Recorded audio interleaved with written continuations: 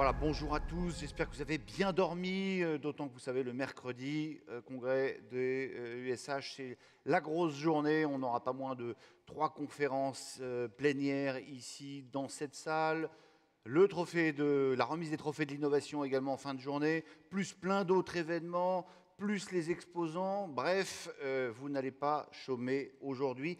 Allez, on commence tout de suite avec cette question, qui a besoin d'un logement social en France?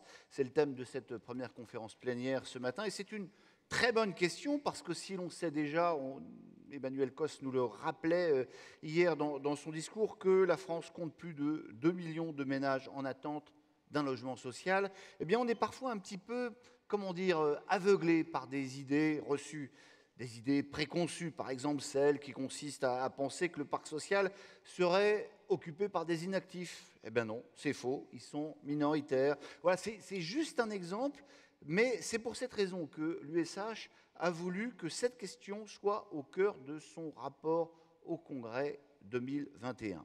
On va vous en exposer les principales conclusions dans un instant, et puis on va évidemment en débattre. Je vais vous présenter d'ailleurs les personnes qui ont pris place à cette tribune. Bruno Arcadipane, président d'Action Logement Groupe. Vous êtes un acteur majeur du logement social avec un patrimoine d'1 million de logements. Amélie de Barbander, juste à côté de moi, directrice générale de SIA Habitat, une ESH de 44 000 logements implantés dans le Nord-Pas-de-Calais. Bruno Fievet, un peu plus loin, là, juste là, directeur général de Copalis, coopérative HLM. Vous intervenez notamment en Bretagne et en Touraine sur des projets d'accession à la propriété. Vous êtes aussi président de la commission accession syndic copropriété de l'USH. Martine Jardinet, là-bas, vous pouvez bouger un peu les bras, comme ça, mais tout le monde vous connaît de toute façon. Martine Jardinet, surtout ici, surtout à Bordeaux, présidente de Gironde Habitat au péage départemental avec un patrimoine de 19 000 logements. On va dire que vous êtes un bailleur, allez, très investi dans le champ social.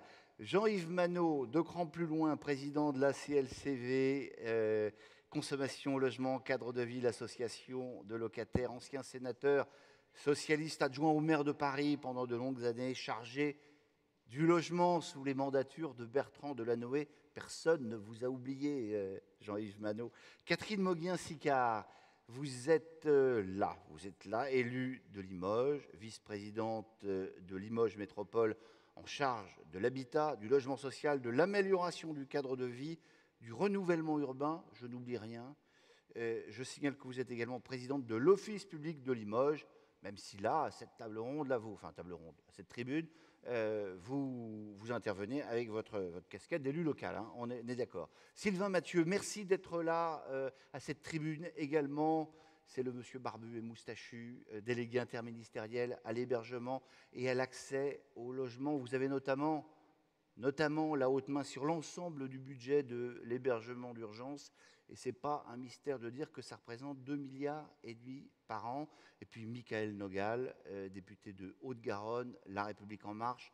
Vous êtes président du Conseil national de l'habitat. Vous faites partie des députés, j'ose pas dire des rares députés, non, mais qui s'intéressent au logement. Vous êtes notamment l'auteur d'un rapport intitulé « 14 propositions pour améliorer la mixité sociale dans le logement ». Enfin, Marianne Louis, directrice générale de l'Union sociale pour l'habitat, vous allez vous rendre au pupitre pour nous exposer les principales conclusions de cette enquête. Vous voyez, on vous a mis juste à côté du pupitre pour que vous n'ayez pas trop à marcher. Pendant ce temps-là, je me permets de vous rappeler que vous pouvez continuer à poser les questions qui arrivent sur ma petite tablette. Le numéro de téléphone n'a pas changé.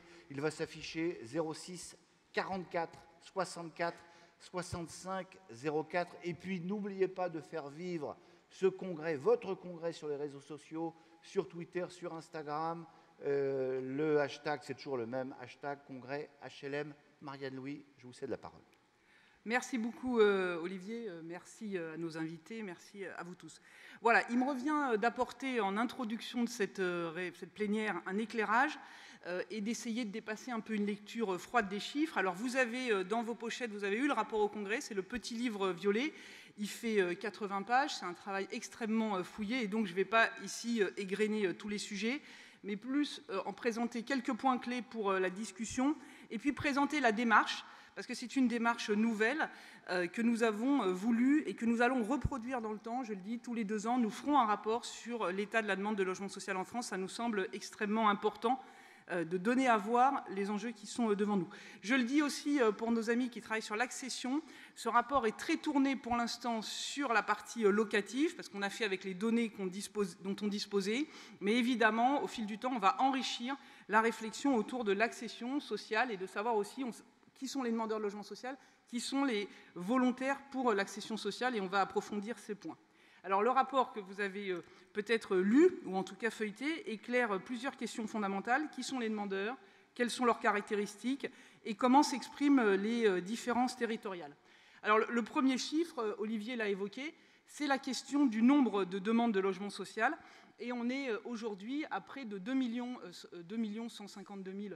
On est à près de 2,2 millions de logements sociaux et on voit une progression constante. Alors, pour les plus anciens d'entre vous, vous voyez qu'en fait, on a une petite rupture entre ce qui s'appelait l'enquête nationale logement et le SNE.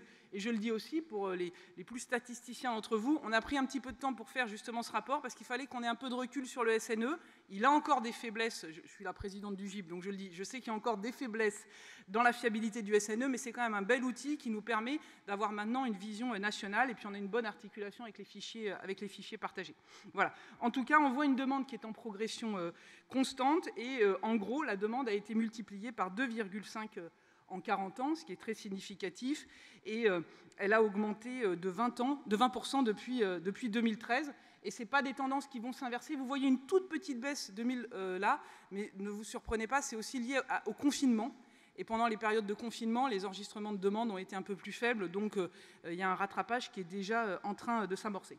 Au sein de cette demande, je le précise, parce qu'on dit 2 200 000 demandeurs, il y a 34% de demandes de mutation, de l'ordre de 700 000 demandes de mutation. Donc si on regarde en besoin net de logement, alors avec toutes les subtilités, hein, pas parce qu'un logement se libère qu'il y a tout de suite un demandeur qui correspond à ce logement-là, mais en tout cas, la demande nette s'établirait plutôt autour de 1 500 000 logements.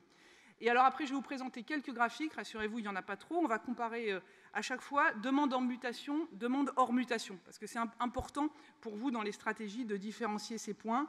Et puis on va les comparer à l'état du stock, à l'état des locataires en place, et puis à l'ensemble des ménages français, puisque ce qu'on dit, c'est qu'il voilà, faut regarder la France telle qu'elle est, il faut regarder la demande telle qu'elle est pour réfléchir l'offre. Alors, premier critère, c'est la question de la composition familiale. Personne seule, couple sans enfants, couple avec enfants, famille monoparentale. Et vous allez voir en bleu, et à chaque fois ce sera pareil, les demandes de mutation, et en rouge les demandes. Alors, nouvelle demande, c'est pas parce que c'est écrit nouvelle demande que la demande a 6 mois. Hein. Ça peut être une demande qui a 3, 4, 5, 6 ans. Mais c'est nouvelle demande au sens où ce n'est pas un locataire qui est déjà dans le parc. Pour vous, ça vous parle. En pointillé, l'état du parc, c'est-à-dire les gens qui vivent dans le parc aujourd'hui, où ils se situent par rapport à ces situations-là. Et d'autre part, en rouge, l'état de la société française, c'est-à-dire qu'est-ce que ça représente par rapport à la France. L'état du parc, c'est très important parce que ça nous permet de voir, notamment au regard des nouvelles demandes, quelles vont être les tendances. Qu'est-ce qui va aller en croissant et qu'est-ce qui va aller en baissant. Et puis, par rapport à la société française, ça nous permet aussi de voir où on joue notre rôle social et quelles sont nos différences. Donc là, ce qu'on voit, et c'est très significatif, c'est qu'effectivement, nous avons une demande forte en nouvelles demandes de personnes seules, de manière très significative, que ce soit par rapport au stock du parc et que ce soit par rapport à la société française. Les personnes seules se portent plus majoritairement, de façon plus importante, vers la demande HLM.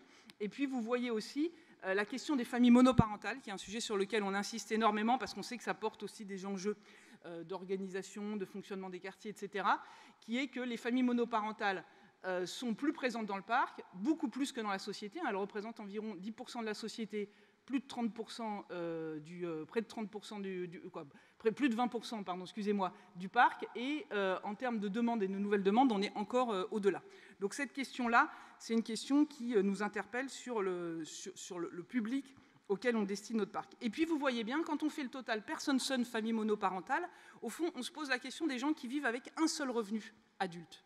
Et on voit bien qu'aujourd'hui, en France, vivre avec un seul revenu, c'est au fond être dans une situation sociale fragilisée, et ça vous amène à vous porter vers le parc social. C'est-à-dire qu'il y a vraiment la question des ressources qui apparaît à travers ces graphes. 70% de nos demandeurs vivent avec un seul revenu salarié.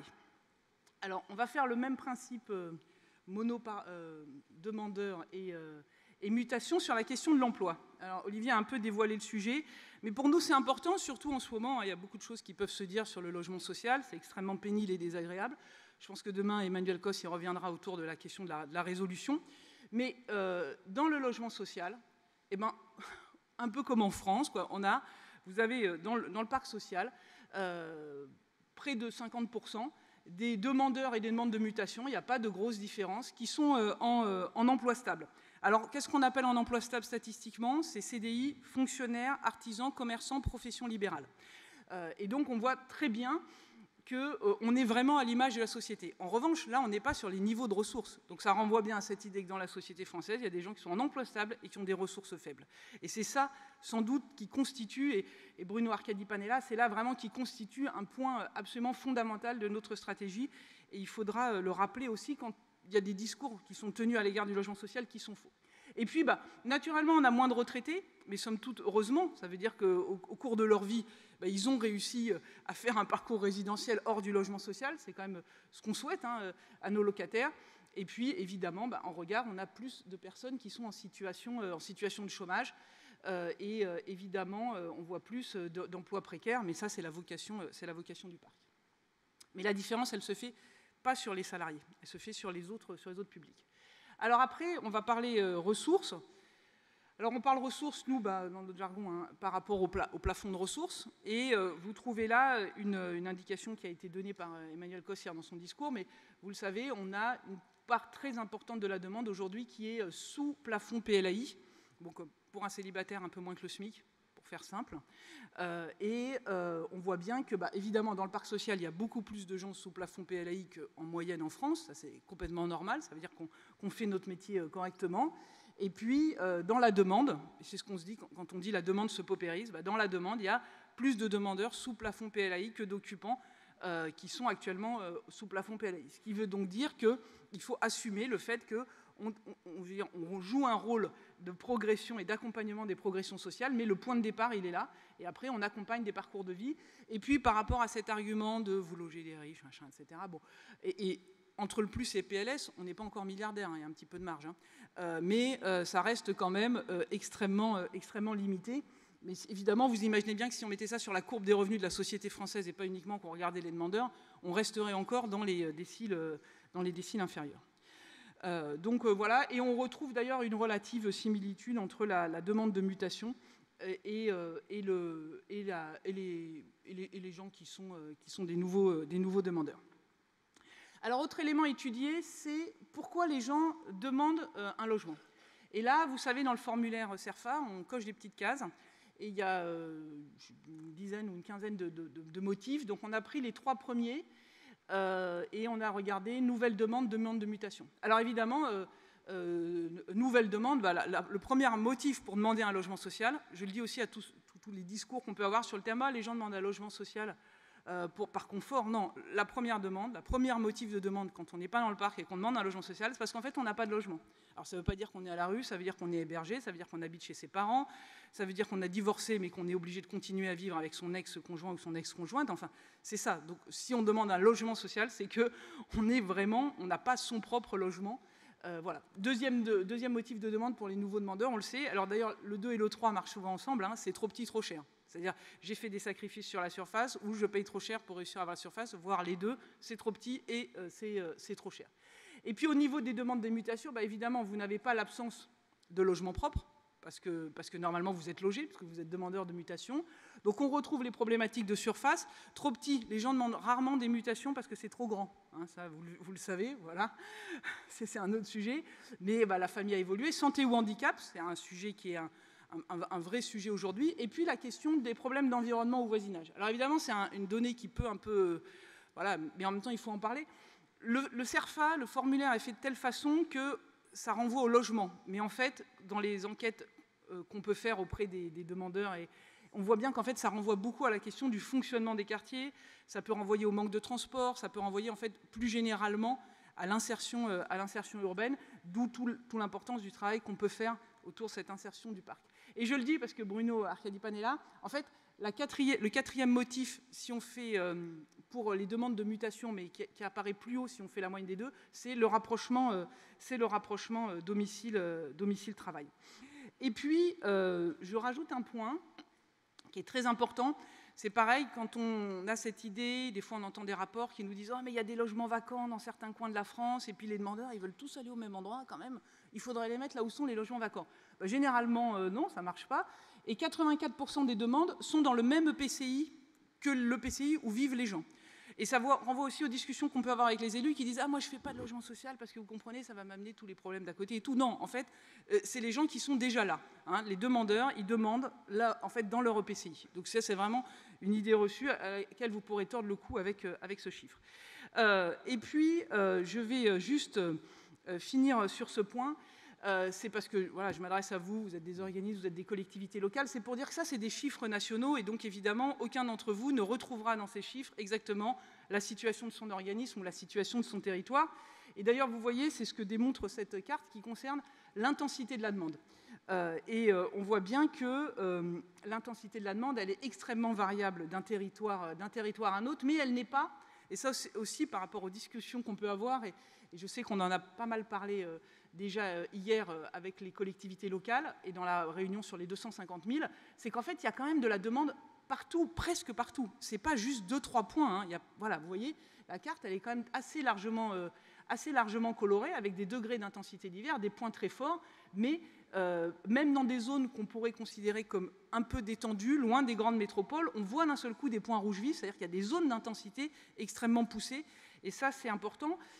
Ça doit aussi, et c'est là-dessus que je conclurai, ce à quoi on vous invite tous, avec les équipes de l'Union, c'est d'abord à jeter un œil au rapport, voilà. Et puis, deuxièmement, vraiment à vous saisir de cette démarche des différents indicateurs qui sont mis en place, parce qu'en fait, ils peuvent être déclinés par territoire. Ils peuvent être déclinés par territoire, soit par le SNE, soit avec les fichiers partagés, mais c'est une méthodologie maintenant qu'on est en train de déployer et qui doit vous aider dans votre dialogue avec les collectivités locales, dans la définition des besoins, dans l'analyse de votre stock. On est en train de développer cette méthodologie et vous pourrez la décliner. Voilà, je crois que j'ai fini et que c'est bon. Parfait. Merci beaucoup à tous. Merci beaucoup à vous, Marianne Louis. Applaudissements pour Marianne Louis qui reprend sa place à cette tribune.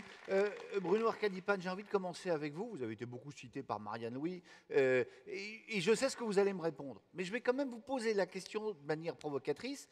Est-ce que vous croyez que les salariés du secteur privé ont vraiment besoin d'un logement social? Oui. Merci beaucoup.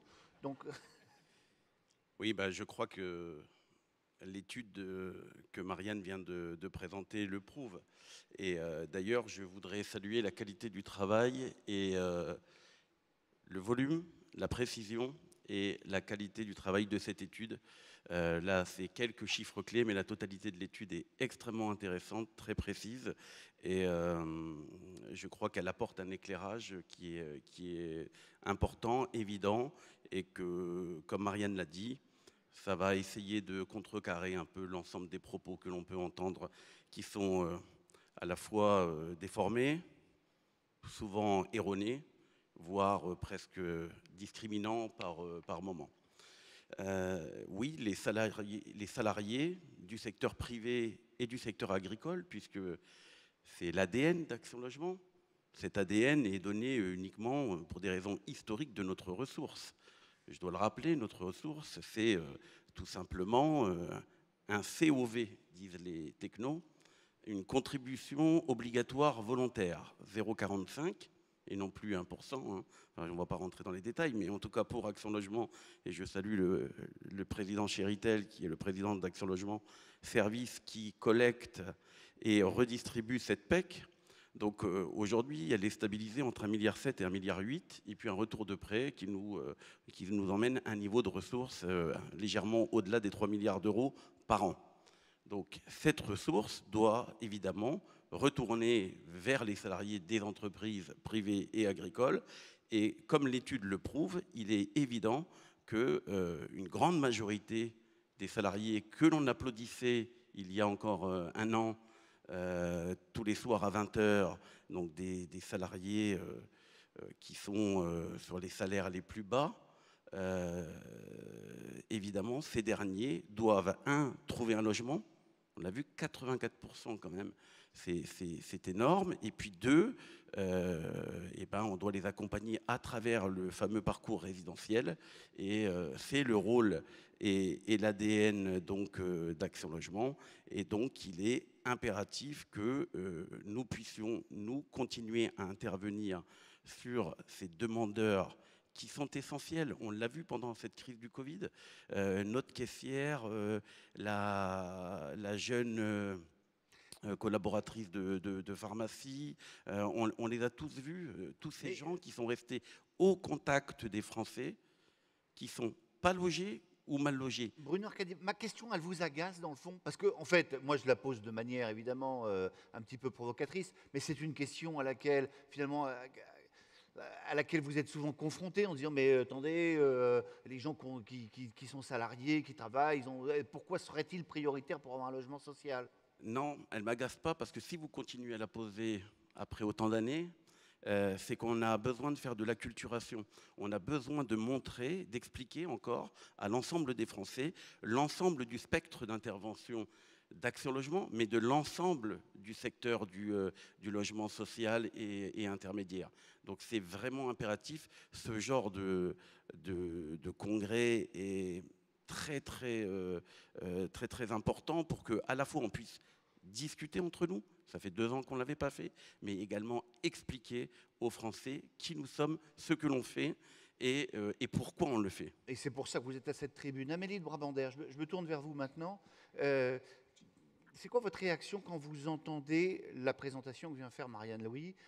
Non, touchez pas au micro, il va se mettre en route tout seul. Vous allez tout nous casser. Ça marche. Vous êtes étonné par ce qu'elle vous dit, et vous, d'ailleurs, vous vous dites, oh là là, la tâche, on va y arriver, ou est-ce que c'est trop gros? Alors, est-ce que je suis étonnée par ce qu'il dit? Non, pas vraiment. Enfin, je pense qu'on est ici un certain nombre de professionnels qui exercent ce métier depuis quelques années. Donc, le panorama qui est extrêmement intéressant, qui est celui de cette étude, voilà, ne nous surprend pas. Moi, ce qui m'étonne, c'est que vous posiez systématiquement la question de l'emploi des salariés à Bruno Arcadi-Pan.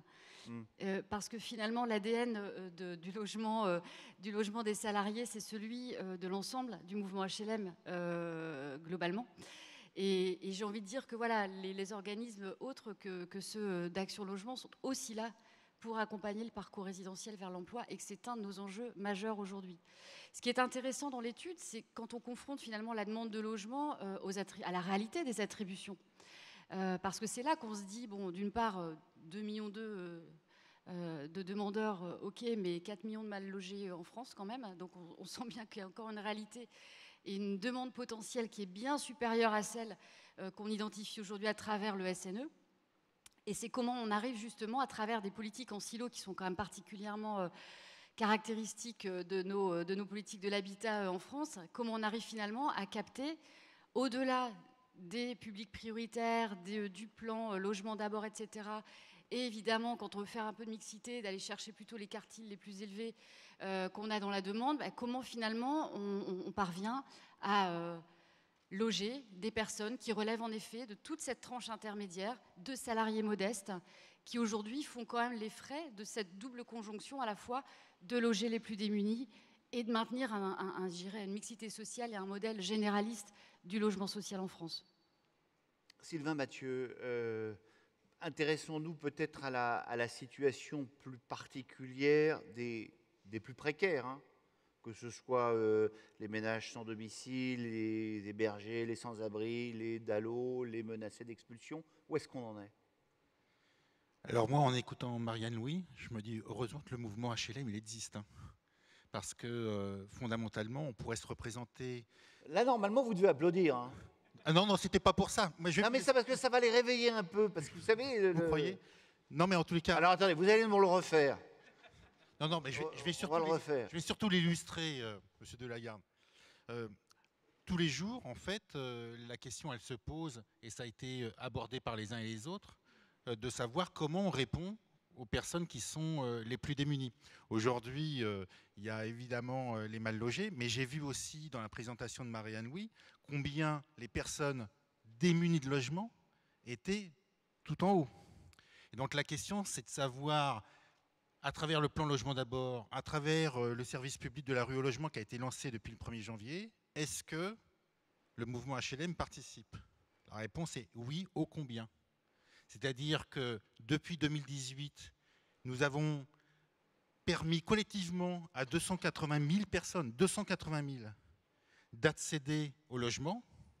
Alors pas que du logement social, mais beaucoup du logement social. 174 000 sur 280 000. On joue sur tous les tableaux, on joue aussi sur le logement privé, mais évidemment, la plus grosse part, elle est tenue par le logement social. Et ce qu'on peut voir aussi, qui est un élément très important, c'est que la part d'attribution pour les personnes hébergées ou sans-abri, elle a augmenté, elle a presque doublé. On était un peu plus de 3% en 2017, on est aujourd'hui à 6,2% des attributions pour des personnes hébergées ou des personnes sans abri. Et pour quelle raison? Il y a une meilleure prise en compte ou est-ce que c'est une population qui a beaucoup augmenté dans la société? Elle a augmenté.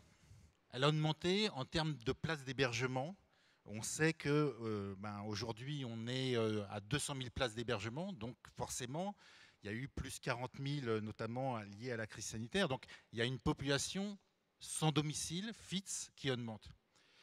Mais c'est aussi un effet très clair du plan Logement d'abord et d'une priorisation qui est faite sur ce type-là de public. Et c'est normal que cette priorisation elle ait lieu parce que, Marianne Louis l'a dit aussi, 84% des personnes sont dans l'aire où les attributions se font. Et dans ces 84%, il y a évidemment les personnes qui sont sans logement, les personnes hébergées, et également les personnes sans abri. Et si on veut donner... Le logement, c'est la clé de l'insertion. Sans logement, tout est très compliqué. Donc ça veut dire qu'on doit s'appuyer sur cet accès au logement pour construire quelque chose.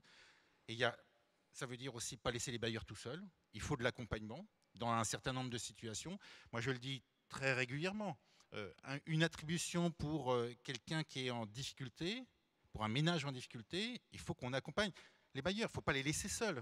Donc on développe aussi l'accompagnement. On a considérablement augmenté la VDL. Et j'en profite pour remercier Bruno Arquedipan sur les 2 fois 10 millions d'euros qui sont donnés pour la VDL en 2021 et 2022. Et je ne peux que lui demander de poursuivre ce mouvement. Tout le monde vient au secours de Bruno Arquedipan à cette tribune. Voilà, oui. Vous avez plein d'amis. Hein. C'est-à-dire 10 millions d'euros de plus pour l'accompagnement, c'est important. Et c'est pour les publics, on le dit tous là, mais c'est aussi pour des publics qui sont salariés, qui sont au travail. On en fait quelques sondages des fois dans l'hébergement. On est à chaque fois surpris du nombre de personnes qui sont hébergées et qui ont un travail. Alors, un travail avec peu de rémunération, mais ils ont un travail et donc ils peuvent être soutenus dans ce cadre-là. Bon, on continue à faire, à poursuivre le constat qui a été dressé par Marianne Louis. Jean-Yves Manot, qu'est-ce que vous faites à cette tribune? Je m'explique. A priori, on pourrait se dire, vous représentez des gens qui ont déjà un logement social. On fait un débat sur qui a besoin d'un logement social. Et puis on se dit peut-être qu'il y a peut-être des locataires qui ont quand même besoin d'un logement social. Oui. La nôtre. Le moins qu'on puisse dire, bien évidemment. Si vous permettez, je vais commencer par remercier les représentants des locataires qui siègent semaine après semaine dans les commissions d'attribution de logement et qui assument une responsabilité extrêmement importante de choisir les candidats locataires qui vont vivre avec eux dans les immeubles au nom du vivre ensemble et de la mixité sociale. Et c'est une responsabilité importante parce que potentiellement choisir, c'est éliminer. C'est éliminer 2 200 000 de demandeurs de logement et avoir en réponse à des éléments contradictoires, des injonctions contradictoires de la part du gouvernement, quel qu'il soit, à la fois logement d'abord, DALO, différentes priorités, et la découverte récente de loger les travailleurs clés. Je dirais que heureusement que sur le terrain, chez les bailleurs, il y a bien longtemps que tout le monde s'en soucie des travailleurs clés. Mais, Donc il n'y a pas besoin de s'en occuper. Pardon, excusez-moi. Donc il n'y a pas besoin de s'en occuper. Écoutez, je pense que justement, ça met en évidence les contradictions devant lesquelles nous sommes. Je pense qu'on ne peut pas avoir le discours de place essentielle pour ces gens-là, qui sont indispensables, je dis, à la vie quotidienne de l'ensemble de nos concitoyens, et en même temps indispensable au nom de la mixité sociale, car je rappelle un principe qu'on pourrait presque oublier, le logement social et le logement pas uniquement des plus pauvres, mais de la totalité de la population. 70% de la population de ce pays a potentiellement, en fonction de ses revenus, droit à un logement social. Et je pense que malheureusement, le choc de l'offre ne permet pas de répondre à cette demande-là. Et ce n'est pas demain, même avec 100 000 constructions par an, etc., on est parti pour de longues années de tri, de choix et de priorités à assumer.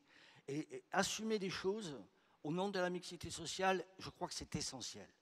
Parce qu'on ne peut pas à la fois, chaque fois qu'il y a des drames dans les ensembles immobiliers, urbains, etc., parler de ghetto, d'apartheid social, et ne pas tirer les conséquences de cette réalité-là sur les attributions de logements au gré, année après année et mois après mois. Et je pense que le vivre ensemble, ça se construit sur la durée. C'est dans la collectivité, dans le bâtiment, dans les collectivités. Et je pense que c'est essentiel si on veut apaiser la tension sociale dans ces quartiers, faire accepter à la population la construction de logements sociaux.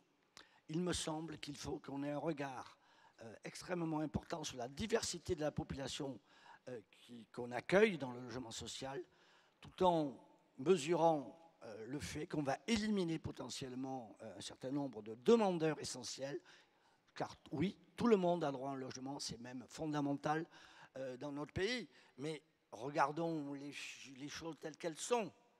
Soit le gouvernement ne met pas assez de moyens financiers pour soutenir la construction de logements sociaux, parce que hier, on a eu un Premier ministre empathique, sympathique, etc. N'empêche que sur la ligne d'aide à la pierre, il n'y a rien de nouveau. On a toujours éliminé 1,2 milliard, 1,3 milliard sur les bailleurs sociaux.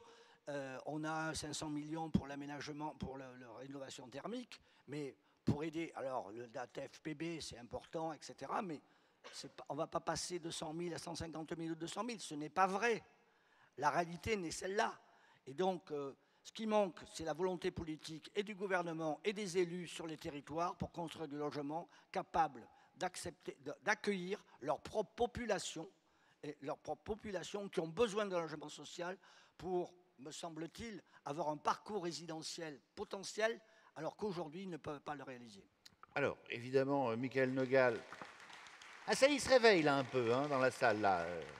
Michaël Nogal, je ne vais pas vous demander de défendre le Premier ministre, même si vous êtes député de la majorité, mais c'est vrai qu'il y a des injonctions contradictoires et l'État exprime désormais le besoin de loger des travailleurs essentiels. Ça vous paraît totalement justifié? Alors d'abord, est-ce qu'on m'entend bien? Oui. Oui, on vous entend. D'abord, je vais reprendre des propos de Sylvain Mathieu tout à l'heure et dire oui, heureusement que le mouvement HLM existe en France. Et si je suis ici devant vous et si j'ai pu être un jour député, c'est grâce à l'école publique et grâce au logement social dont j'ai pu bénéficier. Donc déjà, je tiens à le rappeler. Ensuite, sur la question de la mixité, de l'attribution, évidemment que les objectifs, ils sont partagés. Les objectifs de mixité, quand les cadres se réunissent, tout le monde pense, avec la même logique, de créer le bien vivre ensemble, à l'échelle d'un immeuble, à l'échelle d'un quartier. Et donc la question n'est pas tellement de se demander si on partage le même objectif, ça on y a répondu, mais comment on y arrive. Le législateur, avec la loi Allure et avec la loi Elan dernièrement, a créé des outils pour faire en sorte que les élus locaux, les acteurs locaux, puissent justement déterminer quelles devaient être les politiques d'attribution les politiques de cotation, on pourra en reparler aussi, mais quelle politique de peuplement, de mixité on devait avoir à l'échelle d'une intercommunalité, et même encore plus avec un degré de précision plus important à l'échelle d'une rue ou d'un immeuble. Dans les intercommunalités qui devaient mettre en place ces outils, on se rend compte qu'aujourd'hui, un quart de ces intercommunalités les ont effectivement mis en place. Donc ça doit nous poser la question de savoir, est-ce que ces outils sont adaptés? Est-ce qu'il y a besoin de plus d'accompagnement de l'État déconcentré vis-à-vis des collectivités pour accompagner cette dynamique-là?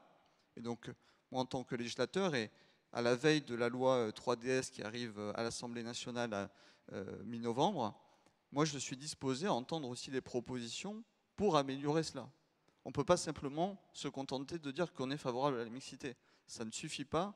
Il faut que ça puisse se faire sur le terrain et que ce bien vivre ensemble, il puisse se concrétiser. Bien, merci. Ben, écoutez, en tout cas, toutes les propositions sont bonnes à entendre. C'est ce que vous nous dites, Michael Nogal. Je voudrais qu'on parle un petit peu d'accession à la propriété, et je me tourne évidemment vers vous, Bruno Fievet. Ce sont qui ces ménages modestes qui souhaitent accéder donc à la propriété de leur logement? Alors justement, c'est une activité presque hors la vue, et cette accession sociale, elle rentre dans le parcours présidentiel, elle y participe activement. J'ai entendu avec plaisir Marianne Louis évoquer que dans les années futures, bientôt au Congrès, on aura, dans un rapport tel que celui qui nous a été remis, qui est remarquable effectivement, un volet plus important sur l'accession sociale pour connaître la demande. Je pense que l'ensemble des familles HLM, à travers les organismes qui maillent le territoire, ont une parfaite connaissance de ces demandeurs, les ont identifiés. Il faut aujourd'hui maintenant qu'on puisse codifier l'information et qu'on puisse la transmettre de manière à ce que cette activité importante de l'accession sociale puisse avoir une bonne résonance au niveau de nos politiques, dans leur diversité, qu'ils soient au niveau de l'État ou au niveau des collectivités territoriales. On a aujourd'hui des savoir-faire incontestables, quelle que soit la nature des organismes, qu'ils soient office public, coopératives, etc., en relation directe avec les élus, les collectivités, et les outils existent. Les derniers qui viennent d'être mis en action, c'est les OFS avec le BRS. D'ailleurs, j'en profite pour faire un peu de teasing, puisque demain, en salle E à 11h, il y a une réunion spécifique sur les OFS et sur le BRS. Vous n'allez pas me vider la plénière, hein? Non, mais... Et donc, on a une diversité d'acteurs qui ont des compétences évidentes. Aujourd'hui, quand on pose la question aux locataires, quels qu'ils soient, dans le secteur social ou privé, c'est environ près de 80% des locataires qui souhaitent accéder à la propriété. Alors, la demande est forte. Maintenant, encore faut-il qu'elle se fasse dans de bonnes conditions. Et je crois que c'est la singularité de notre branche professionnelle que de pouvoir offrir d'abord une sécurisation dans l'acte d'accéder. Les outils existent, on ne va pas les décliner ici, mais ils existent. Et aussi une capacité à répondre finement, encore une fois, à l'exigence territoriale. Alors, il y a en quelque sorte un triptyque, rôle des organismes, je l'ai évoqué, les savoir-faire existent, à travers les différentes fédérations et organismes. Le rôle des collectivités, je pense que de plus en plus, il faut que les collectivités s'emparent de cette problématique. Le logement social, locatif social est très important, incontestablement. Il ne s'agit pas de remettre cela en cause, bien évidemment, mais dans le cadre du parcours résidentiel, et j'étais heureux d'entendre le maire de Bordeaux l'évoquer hier dans son propos d'accueil, il prévoit, je crois, 1000 logements au titre de l'accession sociale, ce qui me paraît être une très bonne chose. Mais on ne peut pas le faire, il s'agit d'avoir les moyens, on ne peut pas le faire sans l'aide de l'État. Et je pense aussi que l'État a un rôle important, ça fait partie de ce triptyque évoqué, notamment dans le maintien du prêt à taux zéro. Il y a des variations, il est maintenu 2 ans, puis après on ne sait pas s'il va revenir, s'il va repartir. S'agissant de certains outils comme le PSLA ou d'autres outils où il y a une exonération de taxes foncières pendant 15 ans, avoir une compensation réelle auprès des collectivités, ce que les élus ne voient pas arriver, évidemment. Donc l'État a un rôle vraiment à jouer. Et puis, on est au carrefour un petit peu en termes d'offres. au carrefour de nos métiers entre une accession qui était souvent dans le neuf, on parlait de zéro artificialisation, donc on n'y participe pas. Aujourd'hui, on a une légitimité à intervenir en zone tendue sur les cœurs de ville, mais aussi dans les cœurs de boule, donc les cœurs de bourg. On a une politique et un outil qui a été mis en place cœur de ville, avec notamment la participation active de Action Logement, hein, pas que, mais aussi. Très dotée cette politique sur le volet location et location sociale, locatif social. Pas assez doté en matière d'accession sociale. Et c'est très dommage.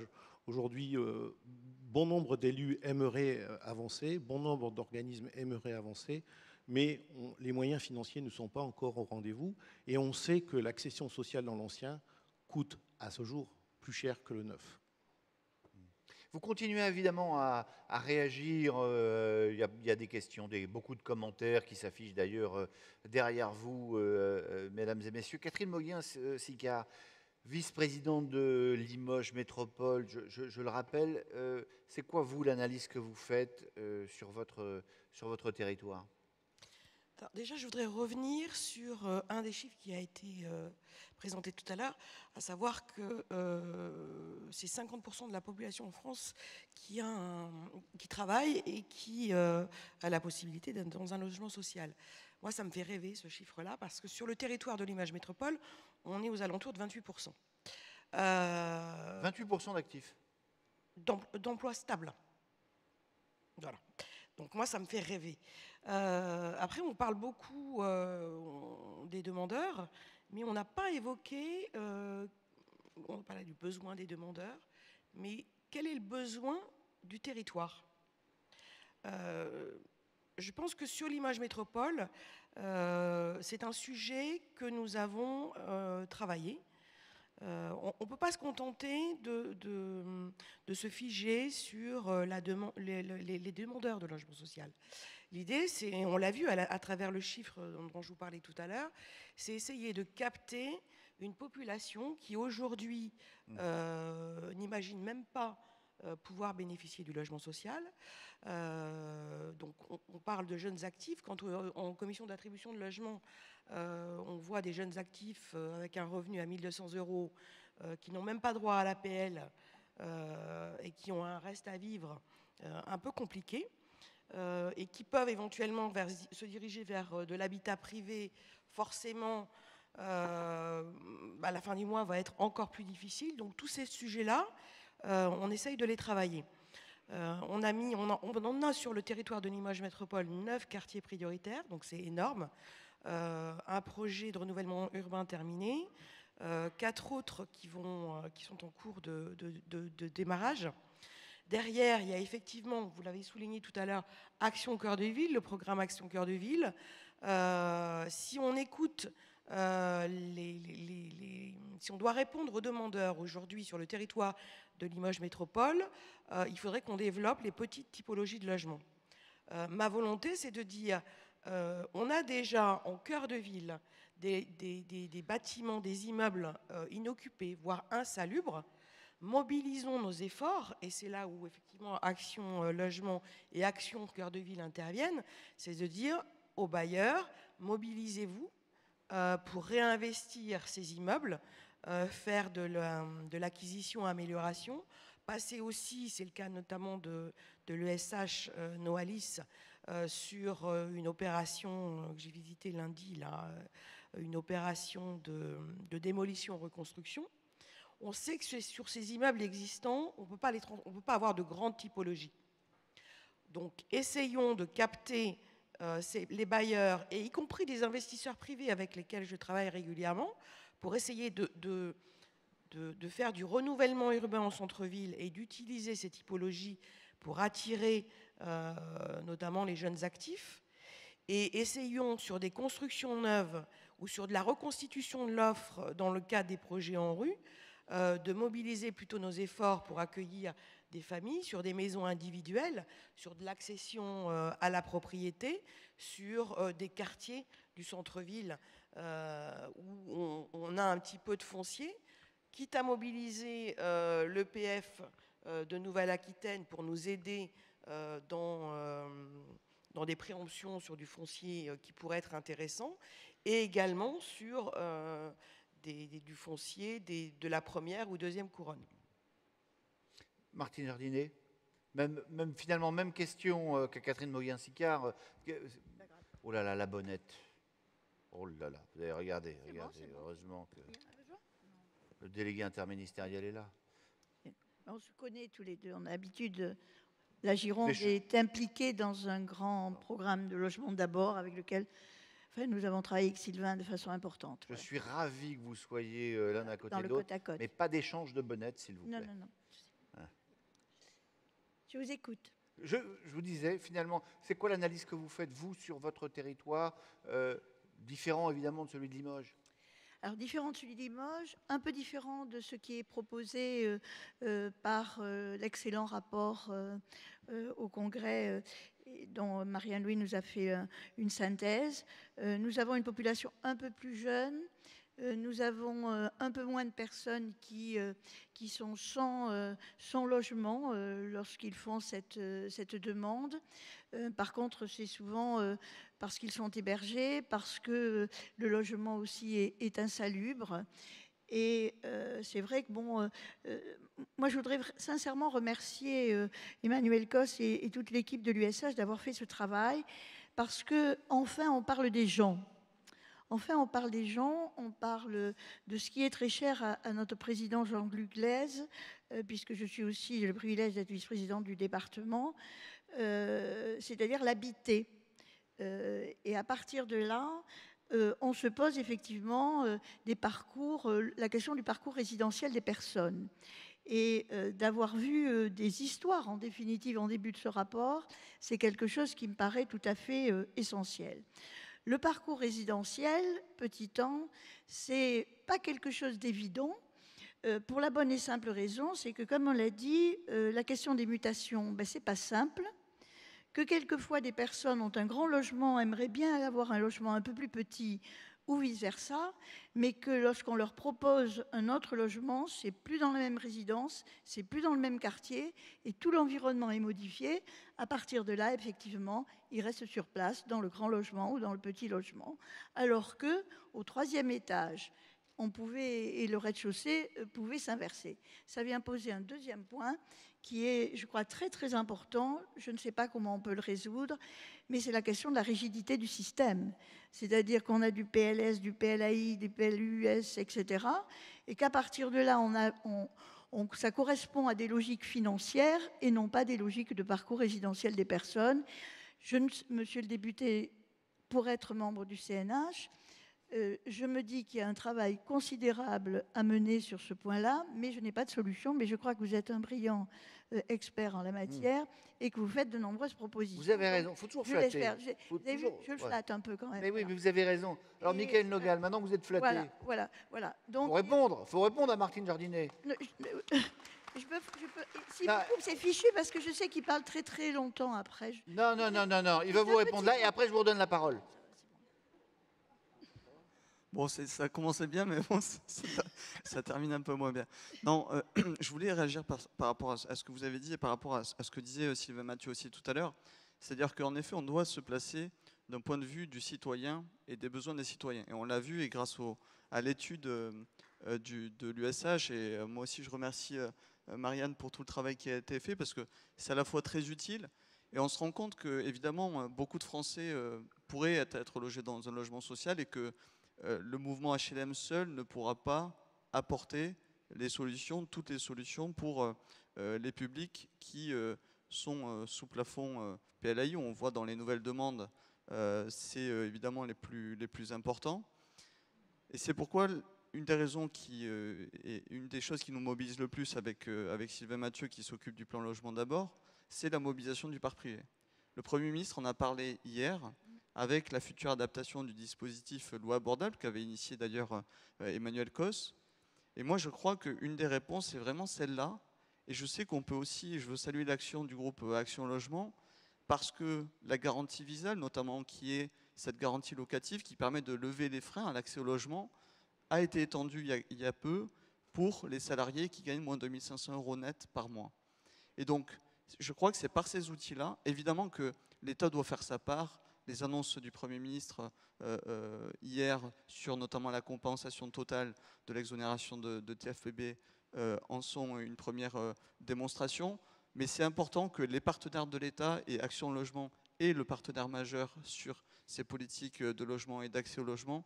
Je crois que c'est important de développer des outils qui pourront s'adapter aussi au territoire, parce qu'on voit que les réalités en fonction des territoires ne sont pas forcément les mêmes. Alors, je vais passer la parole à Bruno Arcadipane, évidemment, mais Martine Jardinet, je n'ai qu'une parole. Vous vouliez terminer votre propos. Oui, j'entends tout à fait ce qui est dit et c'est très bien, à ceci près que le demandeur ne comprend pas forcément pourquoi le logement au 3e étage, il est vide et qu'il ne peut pas l'avoir parce qu'effectivement, ça ne correspond pas, je dirais, aux modalités d'organisation d'attribution. Ça ne rentre pas dans la case, quoi. Voilà.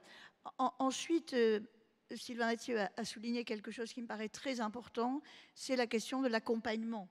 Et c'est vrai que si nous voulons assurer la mixité, à certains moments, il faut qu'il y ait l'accompagnement. Et c'est vrai que sur la Gironde, nous avons plus de 25 associations qui assurent ce travail-là et associations que nous sollicitons. Si je disais la Gironde, c'est aussi l'articulation avec le politique et la volonté politique, à la fois dans la dynamique de construction, mais aussi d'accompagner des solutions de construction qui vont être complexes.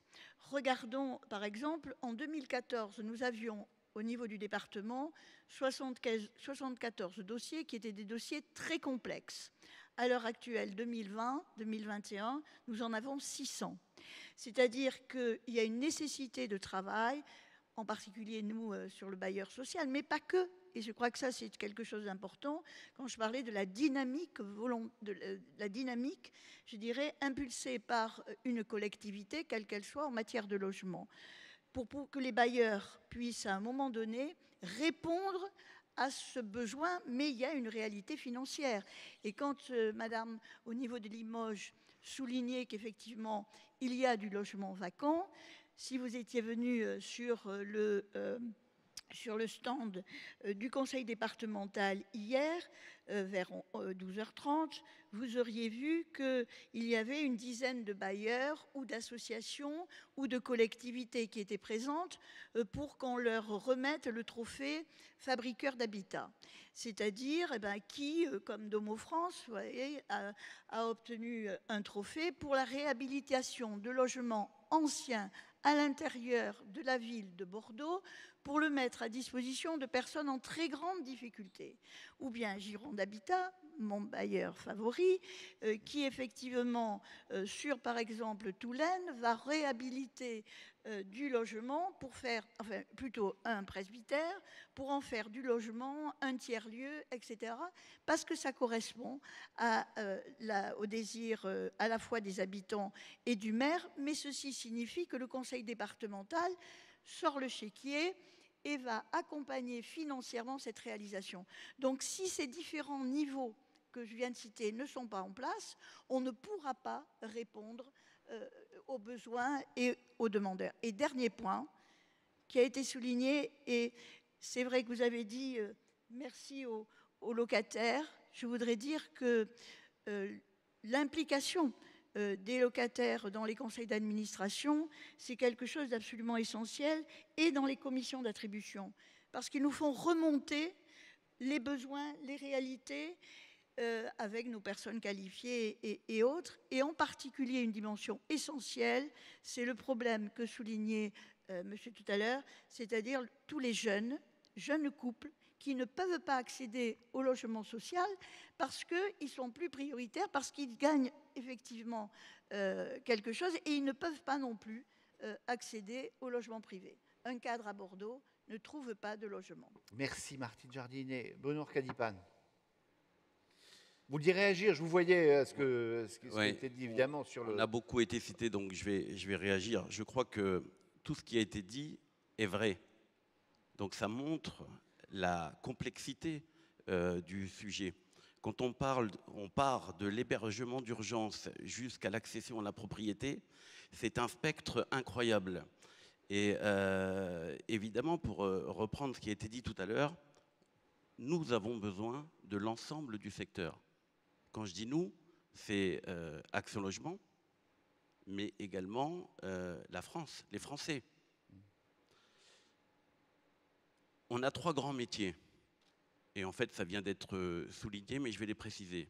Le premier, celui que tout le monde connaît, à travers nos opérateurs, nous sommes le premier constructeur et propriétaire de logements sociaux et intermédiaires. Mais pas que, évidemment, pas que.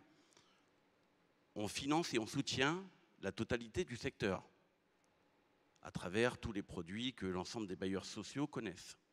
Et puis 3, on est un distributeur de subventions, d'aides et de services. Là aussi, c'est la particularité d'Action Logement Service. Et pour vous répondre, nous allons lancer dans les jours qui viennent une subvention de 10 000 € pour aider les jeunes, les primo-accédants à la propriété. Cette aide existe déjà depuis 2019 dans ACV. On soutient également, et vous le savez tous, la politique nationale, à travers l'ANRU, à travers Action Cœur de Ville, ça a été dit tout à l'heure. On est 3 financeurs, en fait, l'ANA, la Caisse des dépôts, et puis Action Logement, qui met 1,5 milliard, mais à disposition exclusivement des logements. Action Cœur de Ville, ce n'est pas un point de détail.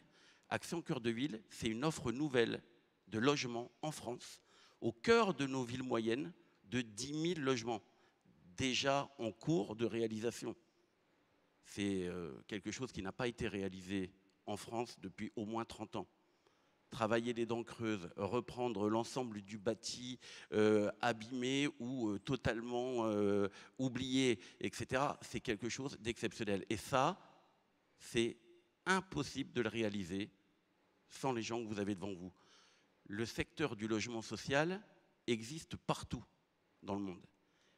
Il n'y en a qu'un qui a ce niveau de performance.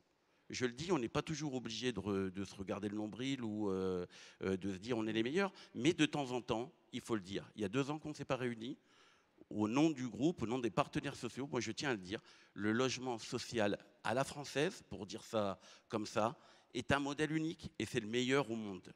Donc, plutôt que d'essayer de temps en temps de se tirailler ou de regarder nos divergences, moi j'aime à montrer nos points communs. On a tous dit la même chose sur des sujets extrêmement spécifiques et divers. L'hébergement d'urgence, c'est une priorité. Je suis administrateur chez Adoma depuis bien longtemps et je connais très bien le sujet. Évidemment, le logement social, le logement intermédiaire, mais l'accession, et l'accession pour nos plus jeunes, c'est une urgence aujourd'hui. C'est une urgence pour la France. Donc c'est pour ça qu'on doit travailler main dans la main. Je crois qu'hier, les propos qui ont été tenus par le Premier ministre étaient plutôt, en effet, bienveillants et donnaient une certaine ligne. Alors les lignes politiques, on le sait tous, elles ne sont jamais très très longues, mais en tout cas, nous avons devant nous quelques mois, peut-être quelques années, pour avancer très vite, et je crois qu'on ne pourra le faire qu'ensemble. Bon, excellente... excellente façon de passer la transition. Peut-être juste de façon très courte, parce que ça a été souligné également, c'est la proximité qui est ultra importante. La proximité, Madame le disait à très juste titre, on ne gère pas du bétail ou on ne gère pas des machines. On gère... On s'occupe des gens. Exactement. Et donc cette proximité, elle est ultra importante. Ce secteur-là, le groupe Action Logement-là, à travers nos comités régionaux, nous sommes partout sur l'ensemble des territoires, même les plus éloignés. Et c'est très important que l'on puisse tous tenir ce même discours. Nous gérons notre population, mais surtout notre avenir. Vous avez parfaitement raison de le souligner, Bruno Arcadipane, et de mettre en avant finalement l'ensemble de toutes les urgences que vous avez présentées finalement tous de votre point de vue. Donc reste évidemment la question essentielle, celle de l'offre maintenant, et est-ce qu'elle est suffisante, adaptée pour alimenter votre réflexion? Je voudrais qu'on regarde ensemble cette vidéo et ces témoignages recueillis par les bailleurs sociaux de la région.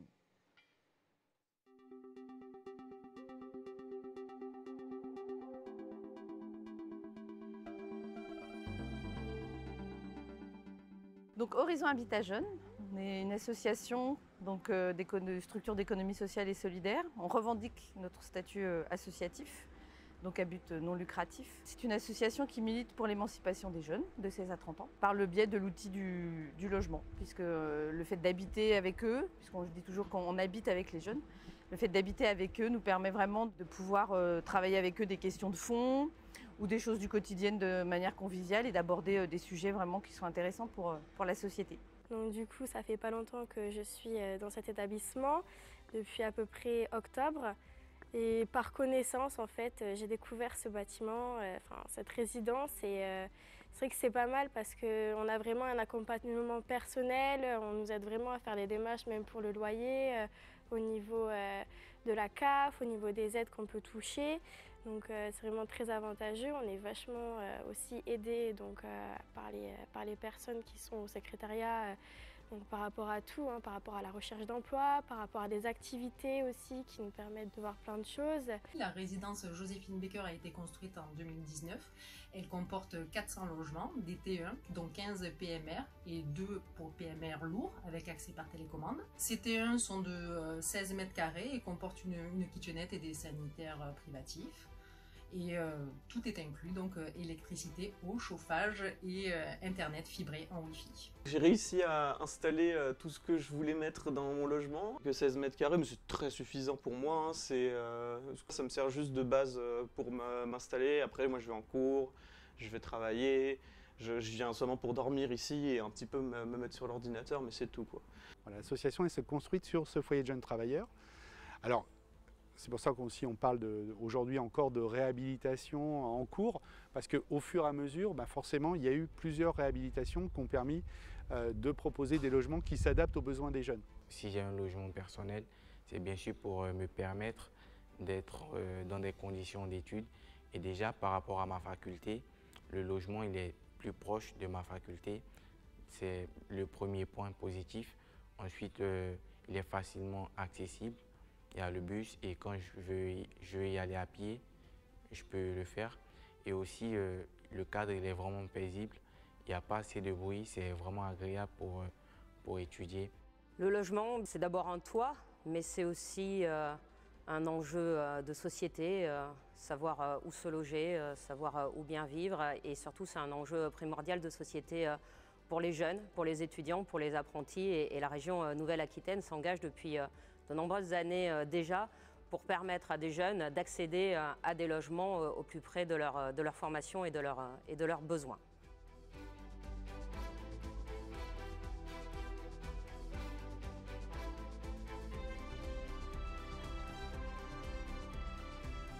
Voilà pour ces quelques images, la résidence Joséphine Baker réalisée par Domo France, Martine Jardinet. Continuez à intervenir, à interréagir grâce à votre téléphone. Tenez, Marianne, oui, c'est pour vous, ça pour un prochain rapport sur la demande, une analyse des besoins en Outre-mer serait pertinente, nous dit l'une des personnes qui est dans la salle. Revenons à cette problématique de l'offre. Martine Jardinet, ce qu'on a vu, c'est ce qu'il faut faire, c'est ce vers quoi il faut aller.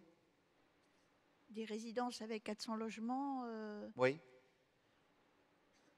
Moi, je dirais que 400 logements, c'est beaucoup concentré, mais pourquoi pas. Il y a deux niveaux, personnellement, et je pense que c'est beaucoup mieux de disséminer un peu partout et d'être plutôt dans des structures soleil, je dirais, avec des sièges centraux. Mais la réponse à la demande de logement jeune me paraît absolument essentielle. Si je prends la résidence, elle est magnifiquement gérée, elle est en réhabilitation constante et elle répond, je dirais, aux besoins des jeunes. Mais c'est une population jeune tout à fait spécifique, qui est étudiante, qui est apprentie et qui ne sont pas forcément des jeunes en cours, je dirais, de construction une fois que le travail est stabilisé, que les études sont terminées, etc. J'ai presque envie de dire qu'au niveau des jeunes, et alors pour avoir la vice-présidence à la jeunesse sur le département, la question c'est de quels jeunes on parle. Et ça me semble quelque chose d'essentiel. C'est-à-dire qui a besoin de logement et quel type de jeunes ont besoin de quel type de logement.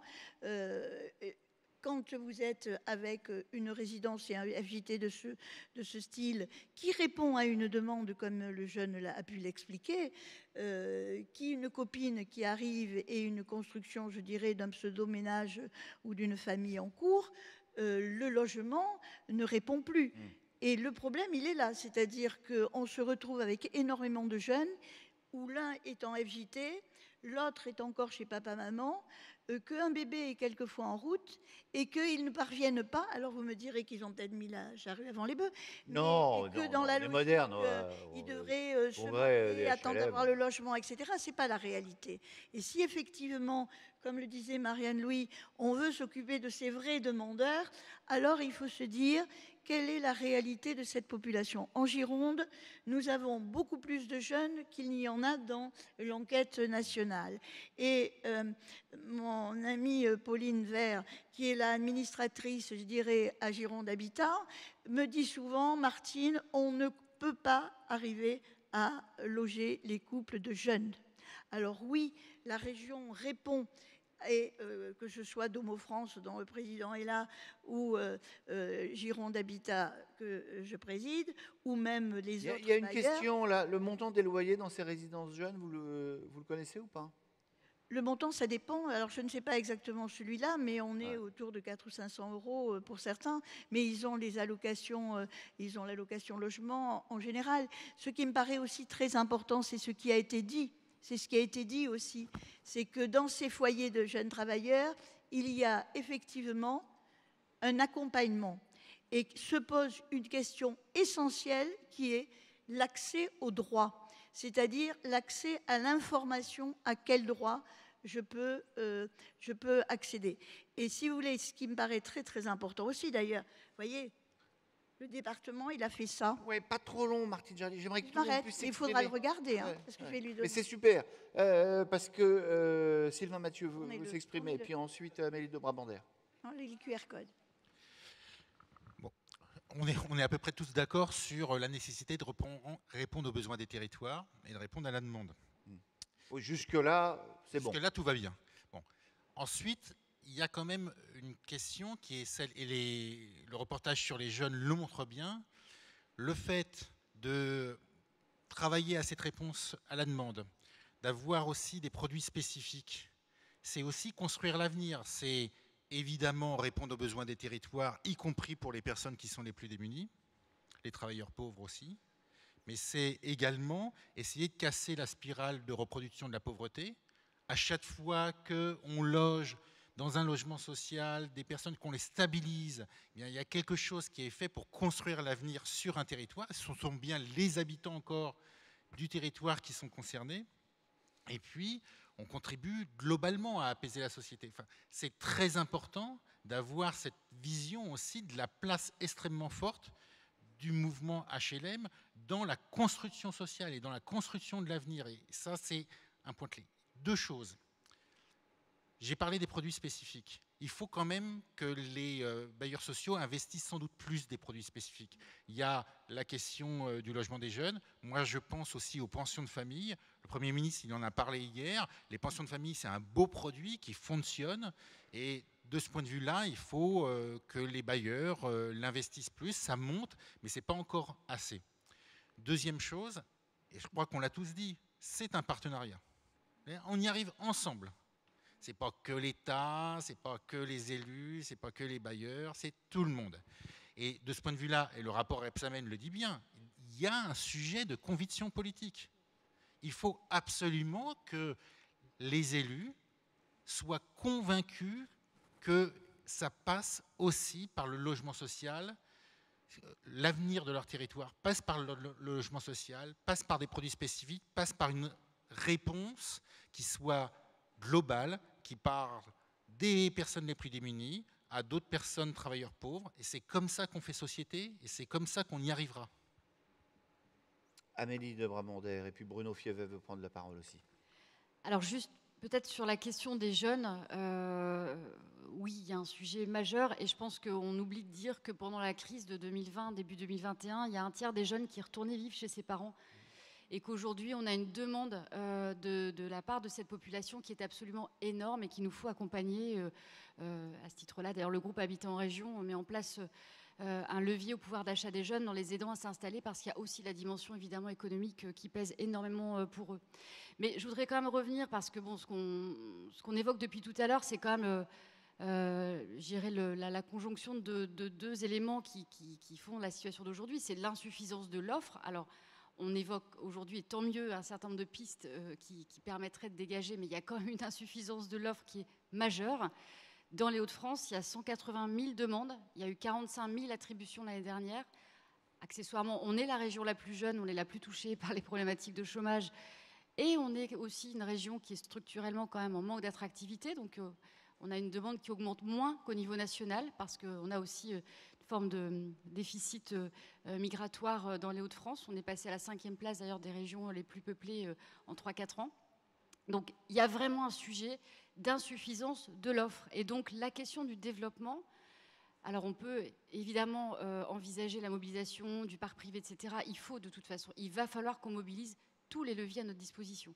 Mais moi, ce que je voudrais dire, c'est qu'aujourd'hui, il y a la question évidemment de la quantité, mais il y a la question de la qualité de l'offre. Et que tout ce qu'on évoque depuis tout à l'heure pour répondre à des besoins spécifiques, qui sont ceux, parce que quand on est un bailleur social, on ne construit pas seulement là où il y a un marché, on construit là où il y a un besoin. Et des besoins, il y en a dans tous les territoires. On les a vus tout à l'heure dans leur diversité.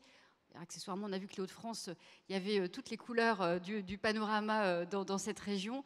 Et donc, seuls les bailleurs sociaux, demain, iront construire dans un village, dans une petite ville, en ruralité, des petites unités, des petites opérations, parce qu'il faut aussi assurer le maintien à domicile des personnes qui vieillissent dans ces territoires-là, qu'il faut aussi pouvoir effectivement construire des pensions de famille, et que, y compris d'ailleurs dans les régions et dans les zones les plus tendues, aujourd'hui, nous sommes les seuls à penser le logement dans ses qualités d'usage, dans ses qualités de vivre ensemble. Nous sommes les seuls à penser des espaces partagés, des tiers-lieux, de l'inclusion sociale pour les habitants. Et ça, je pense qu'il faut le rappeler parce que Emmanuel Cos évoquait hier la question de l'accès direct au foncier pour les bailleurs sociaux. Et c'est un sujet de fond qui est en corrélation absolue avec le sujet de ce matin parce que, bien évidemment, on voit bien que dans une production, dans une régulation un peu productiviste du logement social aujourd'hui, on a tendance à booster la VFA, la vente en l'état futur d'achèvement, et c'est un vrai levier qu'il faut qu'on continue à mobiliser indéniablement. Pour autant, moi, j'attire vraiment l'attention sur le fait qu'il faut qu'on puisse aussi préserver notre compétence de maître d'ouvrage, qu'on puisse accéder directement au foncier, parce que ces résidences inclusives qui vont mixer justement des publics jeunes, salariés, des publics seniors, des populations en fragilité autour de la santé mentale par exemple, il n'y a que les bailleurs sociaux demain qui pourront produire ce type de résidence. Donc attention, la question de l'offre, elle ne se pense pas seulement en nombre, elle se pense aussi en qualité d'usage des logements de demain que nous allons construire. Et en ça, je pense qu'il faut qu'on reste extrêmement vigilant sur notre capacité à préserver notre compétence de maître d'ouvrage. Bruno Fievet. Puis je signale que le président, vous pouvez parfaitement applaudir, président de Domo France précise que le loyer de la résidence est de 350 € avant les APL. Vous voyez, c'est encore moins cher que ce que vous pensiez, Martine Jardinet. Bruno Fievet. Oui.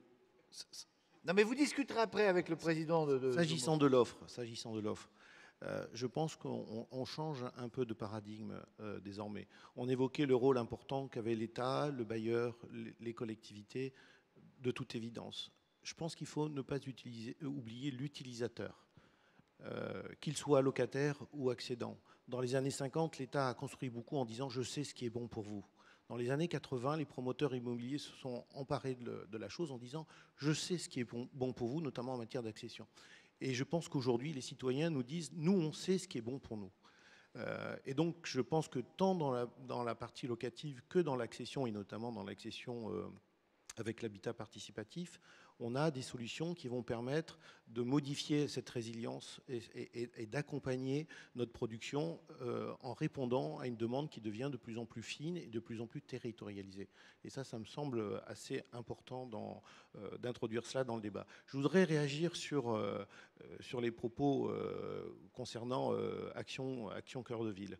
C'est vrai que c'est presque un plan Marshall. Les moyens financiers sont énormes, ça a été rappelé à juste titre.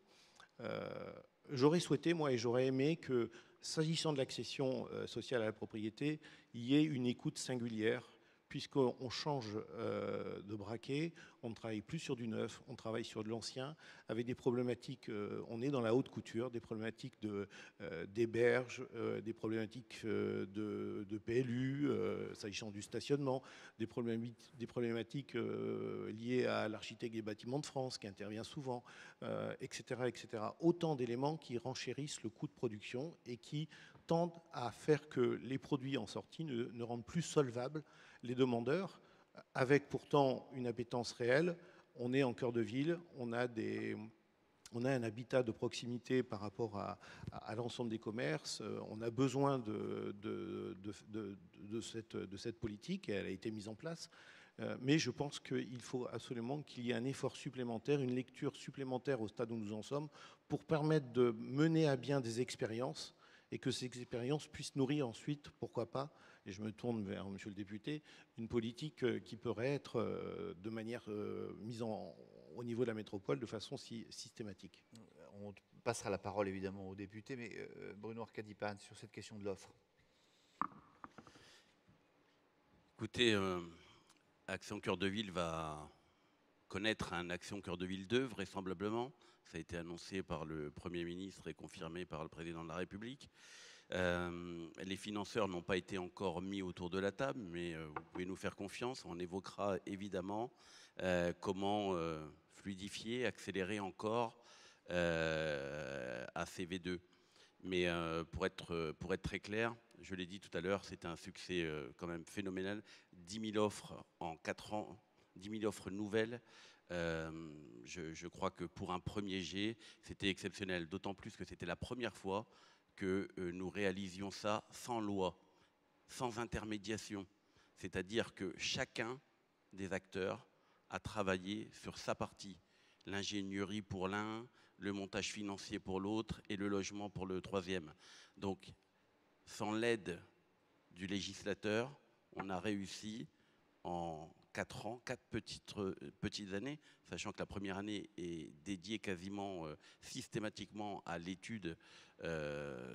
Donc 3 ans pour livrer aujourd'hui les 10 000 logements. C'est quelque chose d'assez exceptionnel, mais on essaiera de faire encore mieux et plus vite sur Action Cœur de Ville 2.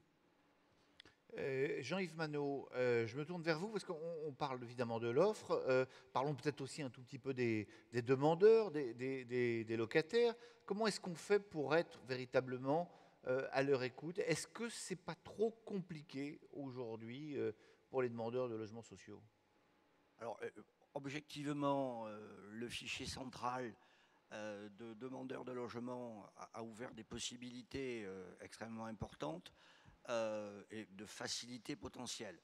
Il y a quand même toute une partie de la population qui a droit au logement social, je parle des couches moyennes, qui rentrent dans les plafonds de ressources et qui n'imagine pas qu'il peut avoir accès au logement social, notamment au PLS dans les métropoles denses, etc.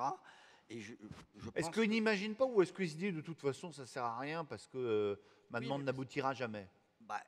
Le problème, enfin, potentiellement, ils ont leur place dans le logement social en cœur des métropoles. Sans doute, la Vox Populi dit de toute façon, les attributions, on sait ce que c'est, etc. Non, ça a beaucoup changé, les attributions.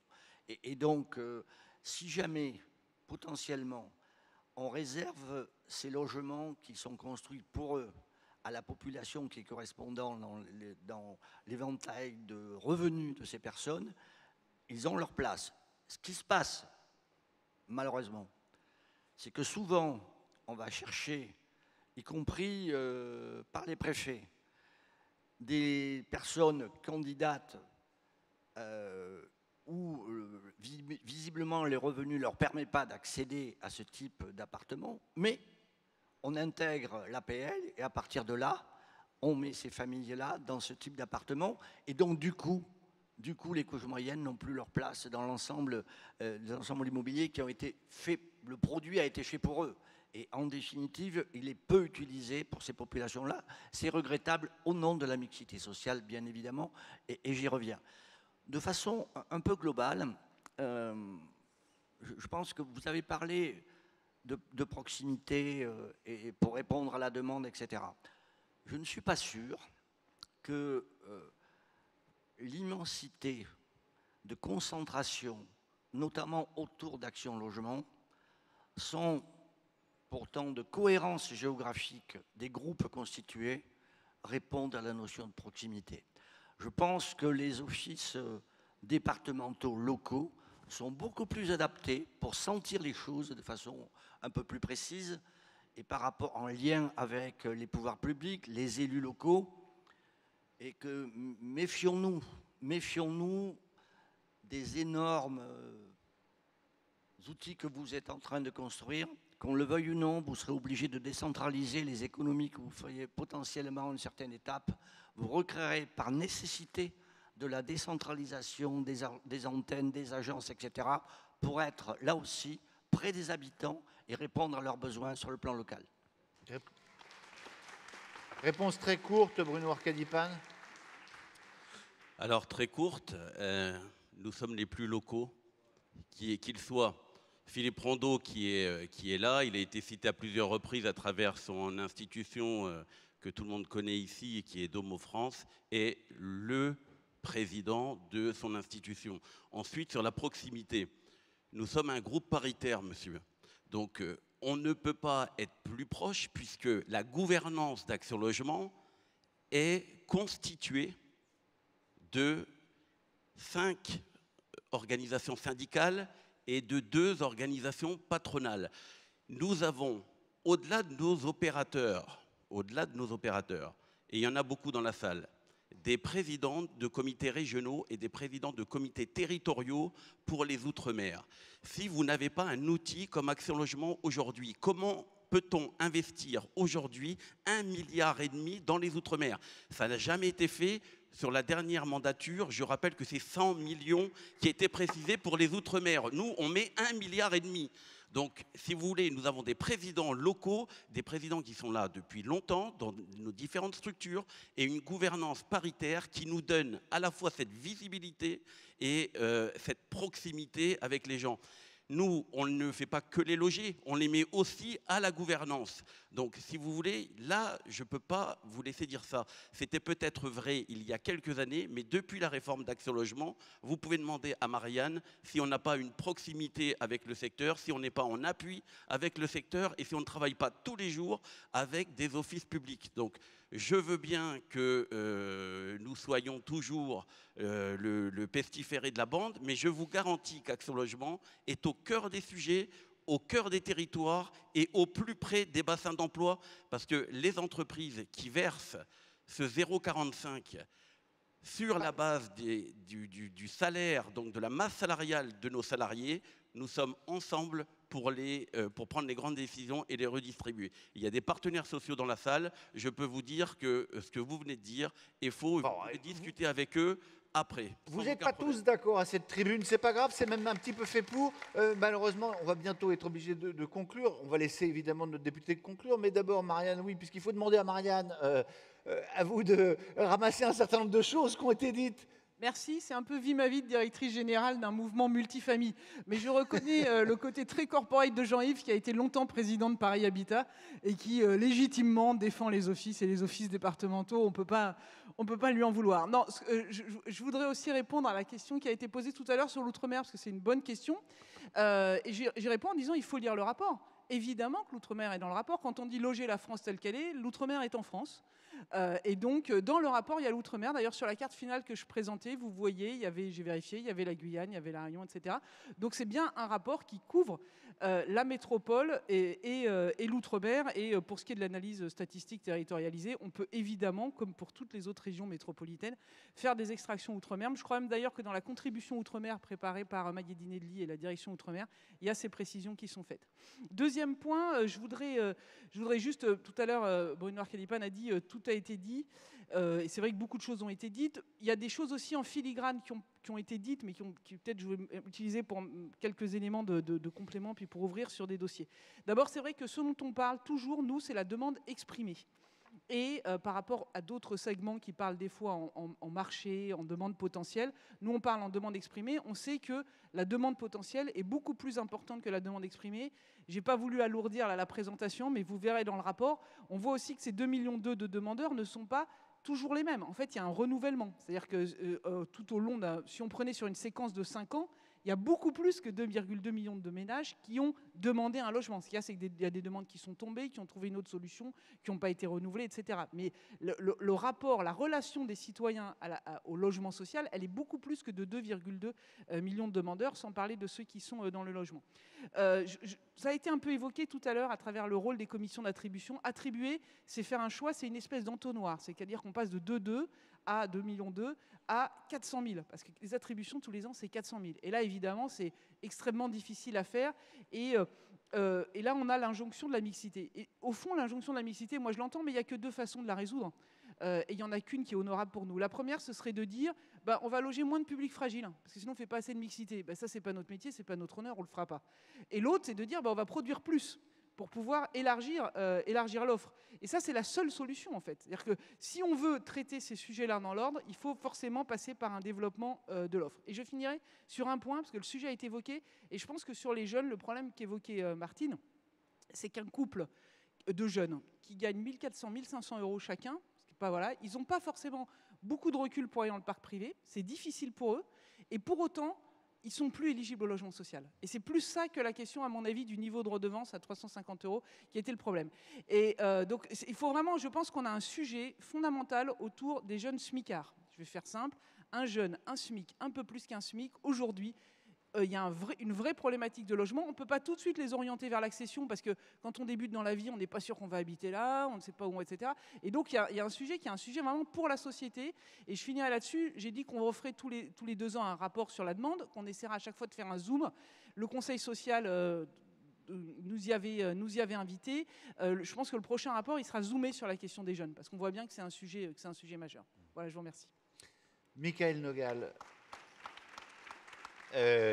Voilà, on a dit beaucoup de choses et on a beaucoup dit, moi j'ai beaucoup entendu que tout l'alpha et l'oméga c'est la volonté politique en la matière.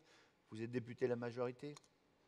Oui, je crois que la volonté politique, elle est là, elle a été rappelée hier en la personne du Premier ministre qui est intervenu devant vous. Moi, pour conclure, je voudrais dire un mot. D'abord, merci. Merci à vous tous pour votre action parce que le législateur, le gouvernement ont créé des outils. Bruno disait très justement tout à l'heure que Action Cœur de Ville, ça s'est déployé sans que le politique n'intervienne, et il a raison. Le politique, il crée l'outil opération de revitalisation des territoires, ça c'était dans la loi Elan, mais après les choses vivent d'elles-mêmes, et elles vivent parce que vous êtes toutes les familles du logement social, et je veux faire aucune distinction entre les différentes familles. Vous êtes au cœur des territoires, vous êtes au cœur de ces projets, c'est vous qui construisez, c'est vous qui logez, qui permettez à tous les Français de trouver leur place dans la société. Donc voilà, je conclurai par ce simple mot, merci. Eh bien, très belle conclusion. Tonnerre d'applaudissements pour nos 9 intervenants qui vont pouvoir regagner la salle. Vous restez bien en place. On va parler autre conférence plénière, on va parler de transition climatique et environnementale. Michel Fréchet, Florent Lacarrère, Stéphane Dauphin, Olivier Sichel, Philippe Gruat, Dominique Soyer et Axel David vont venir me rejoindre. On va remettre en ordre cette scène, changer les micros, tout nettoyer et on reprend dans 2-3 minutes.